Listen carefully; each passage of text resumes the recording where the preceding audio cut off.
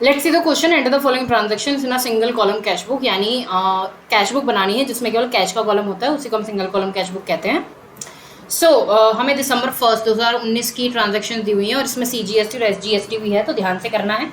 ठीक है, तो वैसे यहाँ पर सेट ऑफ की प्रक्रिया नहीं होगी, तो जब हम सेल करेंगे तो आउटपुट GST लगेगा और वो हमारे किस में इन्वॉल्व हो जाता है, कैश में इन्वॉल्व हो जाता है, तो वो हमें मिल जाएगा।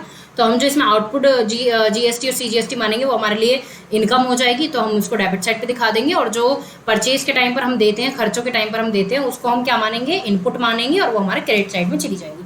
तो बिना किसी देरी के शुरू करते हैं। सबसे पहले है 2019 दिसंबर 1 टू बैलेंस BD, यानी कैश इन हैंड हमारे पास पहले से कितना है, 25,000। ठीक है, उसके बाद है कैश सेल्स करिए, CGST 6%, SGST 6%, तो 40,000 का 6% कितना हो जाएगा, 2400। तो देखिए इसको हम कैसे एंट्री करेंगे।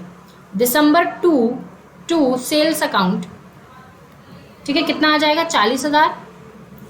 ठीक है, फिर to output CGST 2400, to output SGST 2400, इसको हम ऐसे दिखाएंगे। ठीक है, next receive from X on behalf of Y। हमें Y के X से मिले हैं Y के बिहाफ पे, यानी हमें Y से मंगवाने थे लेकिन किसने दे दिया, X से। लेकिन हम तो अपने अकाउंट में किसका नाम काटेंगे, Y का नाम काटेंगे ना, कि हमें तो कहाँ से आए हैं, Y से ही आए हैं। तो इसको हम कर सकते हैं टू वाइज अकाउंट, हम सेटल करेंगे कितने में, 4,000। नेक्स्ट है paid to Sompal 4900, discount receive हुई है 100 रुपये की। तो दिसंबर, कौन सी डेट है ये, 9 बाई सोमपाल। हम इसमें डिस्काउंट की एंट्री नहीं करते हैं, तो केवल 499 हमने उसको कैश में दिए हैं, तो वो हम एंट्री कर देंगे। नेक्स्ट है receive from Vijay Kumar, discount allowed 200। इसमें भी सेम हम केवल कैश का ही करेंगे। कौन सी डेट को, 12 को, टू विजय कुमार अकाउंट कितना, 7800। उसके बाद है board goods for cash, CGST SGST इतना 20,000 का। तो हमने सामान खरीदा है कितना, कौन सी डेट को, 20 बाय परचेजेस अकाउंट कितने का, 20,000 का। और साथ ही साथ करेंगे बाय इनपुट CGST और बाय इनपुट SGST। ठीक है, कितना, 1200, क्योंकि कैश से मतलब हमें तो ये तो हमने दिए ही है ना, तो कैश में तो आएंगे ये। उसके बाद पेड कार्टेज 6%, 1,000 रुपये। सो कौन सी डेट को है ये, 21 को। तो दिसंबर 21 बाय कार्टेज कितना, 1,000, और 6% इस पे क्या है, बाय इनपुट CGST और बाय इनपुट SGST। ठीक है, कितना, 60 रुपये और 60 रुपये, 1,000 का 6% 60 ही आ जाएगा। ठीक है, उसके बाद received MO from Mohan, memorandum मतलब जो भी है, MO फ्रॉम मोहन। सो कितना, 500।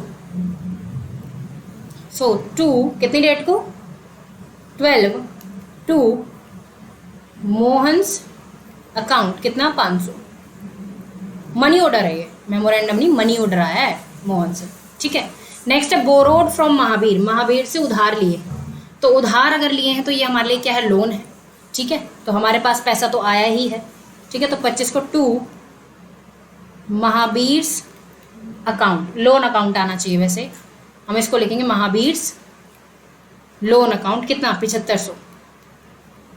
ठीक है, उसके बाद receive from Bhushan 3900 to Bhushan 3900।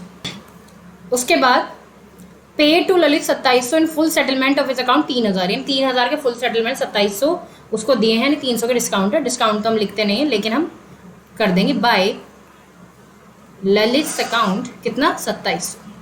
ठीक है, अब हम क्या करेंगे, इनका टोटल करेंगे।